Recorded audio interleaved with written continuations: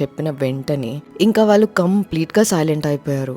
వచ్చేసి సారీ చెప్పి ఇంకా మళ్ళీ అలా బిహేవ్ చేయము, ఇట్స్ ఓకే, మీరు ఏ సీట్ ఇచ్చినా మేము అక్కడ కూర్చుంటాము అని మమ్మల్ని చాలా కన్విన్స్ చేసుకున్నారు. ఇలాంటి సిచ్యువేషన్స్లో లీడ్గా నాకు కంప్లీట్ అథారిటీ ఉంటుంది డెసిషన్ తీసుకోవడానికి. కాసేపు వెయిట్ చేసి వాళ్ళ బిహేవియర్ అబ్జర్వ్ చేసి నాకు సేఫ్ అనిపించిన తర్వాత అప్పుడు ఇంకా డోర్ క్లోజ్ చేసి మేము టేక్ ఆఫ్ అయ్యాం. ఇంకా వాళ్ళు ఫ్లైట్ అంతా పడుకొనే ఉన్నారు. సో ఫ్లైట్ అండ్ సర్వీస్ చాలా స్మూత్గా వెళ్ళింది.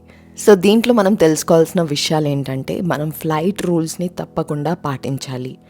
ఎందుకంటే మీరు ఏదో ట్రై చేయడానికి వెళ్ళి అది చాలా డబుల్ వర్క్ అవుతుంది మీకైనా అండ్ కంపెనీ వాళ్ళకైనా. ఇలాంటి సిచ్యువేషన్స్ వల్ల మనకి డిలేస్ కూడా అవుతూ ఉంటాయి.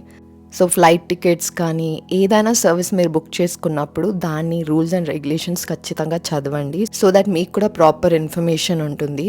అండ్ ఫ్లైట్ లోపలికి వచ్చిన తర్వాత మనం అందరం రూల్స్ పాటించడం చాలా ఇంపార్టెంట్. అక్కడ మేము సర్వీస్ కోసమే కాదు, మెయిన్గా మా జాబ్ ప్రయారిటీ వచ్చేసి ప్యాసింజర్ సేఫ్టీ. సో ఎవరి బిహేవియర్ అయినా మాకు సేఫ్టీ కన్సర్న్ అనిపిస్తే మేము దానికి తగ్గట్టుగా డెసిషన్స్ కూడా తీసుకోగలుగుతాం. సో అదన్నమాట story. Thank you so much for watching. And నాకు చాలా దగ్గుంది, దానివల్ల నా వాయిస్లో కాస్త డిస్టర్బెన్స్ ఉండుండొచ్చు. Sorry for that. ఎనీవే, ఇలాంటి ఇంకెన్నో వీడియోస్ కోసం తప్పకుండా నన్ను ఫాలో అవ్వండి.